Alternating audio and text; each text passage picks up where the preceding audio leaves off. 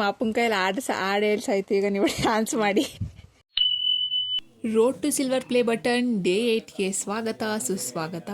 ಇವತ್ತಿಂದ ವಾಕಿಂಗ್ ಜೊತೆ ಎಕ್ಸಸೈಸ್ ಮಾಡೋಕ್ಕೂ ಸ್ಟಾರ್ಟ್ ಮಾಡಿದ್ದೀನಿ. ಝೀರೋ ಫಿಗರ್ ಆಗಬೇಕು ಅಂತ ಏನಲ್ಲ, ನನ್ನ ಬಾಡಿನ ಇನ್ನೊಂದು ಸ್ವಲ್ಪ ಟೋನ್ ಅಪ್ ಮಾಡೋಣ, ಜೊತೆಗೆ ಫ್ಲೆಕ್ಸಿಬಲ್ ಮಾಡೋಣ ಅಂತ ಅಷ್ಟೇ. ಏನು ಗೊತ್ತಾ, ಹೆಣ್ಮಕ್ಳಿಗೆ ಹಾರ್ಮೋನಲ್ ಇಂಬ್ಯಾಲೆನ್ಸ್, PCOD ಈ ಥರ ಸಾಕಷ್ಟು ವಿಷಯಗಳಿಂದ ದಪ್ಪ ಆಗ್ತಾ ಇರ್ತಾರೆ, ಸಣ್ಣ ಆಗ್ತಾ ಇರ್ತಾರೆ. ಆ ಥರ ದಪ್ಪ ಆಗಿರೋ ಹುಡುಗಿರನ್ನ ನೋಡಿಕೊಂಡು ನಗೋದನ್ನು ದಯವಿಟ್ಟು ನಿಲ್ಲಿಸಿ. ಆ್ಯಂಡ್ ಆ ಥರ ದಪ್ಪ ಆಗ್ತಾ ಇರೋ ಹುಡುಗಿರಿಗೆ ನನ್ನ ಕಡೆಯಿಂದ ಒಂದು ಪುಟ್ಟ ಸಜೆಷನ್ನು: ಯಾರ ಬಗ್ಗೆನೂ ಯಾವುದ್ರ ಬಗ್ಗೆನೂ ತಲೆ ಕೆಡಿಸ್ಕೊಳ್ದೆ ನೀವೇನು ತಿಂತಾ ಇದ್ದೀರಾ, ನೀವೇನು ಎಕ್ಸಸೈಸ್ ಮಾಡ್ತಾ ಇದ್ದೀರಾ ಅದ್ರ ಬಗ್ಗೆ ಮಾತ್ರ ಯೋಚನೆ ಮಾಡಿ. ಡೇ ಬೈ ಡೇ ನನ್ನಲ್ಲಿ ಏನು ಚೇಂಜಸ್ ಕಾಣ್ತಾ ಇದೆ ಅನ್ನೋದನ್ನು ಅಬ್ಸರ್ವ್ ಮಾಡಿ. ಇದು ಕೆಲವೊಬ್ಬರಿಗೆ ಸಿಲ್ಲಿ ಅಂತ ಅನಿಸ್ಬೋದು, ಆದರೆ ಯಾರು ಆ ಸಿಚುವೇಶನಲ್ಲಿ ಇರ್ತಾರಲ್ಲ ಅವ್ರಿಗೆ ಮಾತ್ರ ಗೊತ್ತಿರುತ್ತೆ.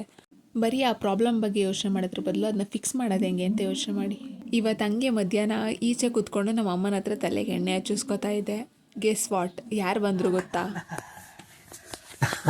ನೀವು ಒಂದಿನ ಬರ್ಲಿಲ್ಲ ಅಂದ್ರ ನನ್ನ ವಿಡಿಯೋನೇ ಇನ್ಕಂಪ್ಲೀಟ್, ಗೊತ್ತಾ? ನನ್ನ ವಿಡಿಯೋನೇ ಸಂಪೂರ್ಣ ಅಂತ ಅನ್ಸಲ್ಲ.